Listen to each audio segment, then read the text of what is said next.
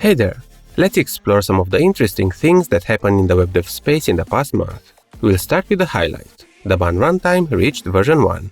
Bun is designed as a drop-in replacement for Node.js with native implementations for hundreds of Node.js and Web API modules. Bun has native support for TypeScript and JSX, but probably the main selling point is its speed. Bun starts fast and runs fast. While Node and Deno rely on Chrome's V8, C++, or Rust, Bun uses JavaScript Core, the performance-minded JS engine built for Safari, and the Zig programming language. The trend is to move computing to the edge, and things such as fast starts and optimal memory usage are critical in this space. You should know that this is not a random little attempt to dethrone Node, and Avon, the company behind Bun, received substantial funding in support for their efforts. It is worth mentioning that performance is a heated debate in the space at the moment, with metrics and claims being rather subjective at times. While we are looking at JS runtimes, September was a very good month for the Deno fans as well. NPM is natively supported on Deno Deploy, Deno KV is now in open beta, and Deno Queues are yet another addition into an ecosystem which quickly becomes an all-in-one solution for any type of web project.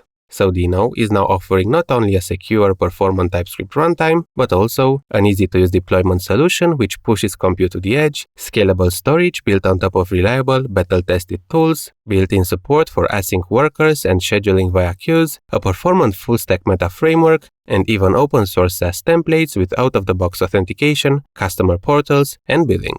Impressive, right? Switching gears, I also have to mention this blog post from DHH announcing that Turbo is dropping TypeScript. This was a rather controversial decision, and people were quick to voice their disapproval. Regardless of your opinion, we are starting to see front-end tools migrating back to JavaScript, which could be a sign that while TS is perfect for your day-to-day regular project, it might not be the best option for people working on various JavaScript tools. Next, let's move to the framework world, where we had quite a few big announcements in the past month. First, we have a new Next.js version with a lot of quality of life improvements. Hot module reloading and startup times were optimized, and next steps are now using up to 40% less memory. Next.js remains the biggest player in the meta framework space, with Vercel moving into infrastructure and data storage as well. And since we are talking React-based frameworks, Remix reached version 2. This one offers the same server-side rendering dev experience and performance benefits we are all used to by now, but with various adjustments which might feel more natural for some developers. For instance, I'm not a fan of the nested routes approach frameworks such as SvelteKit are employing, and Remix's flat routes are way easier to maintain in my opinion. I mentioned Svelte, and runes are the talk of the town these days. This announcement comes in preparation for the future Svelte 5 release, and it unifies the reactivity implementation inside Svelte apps.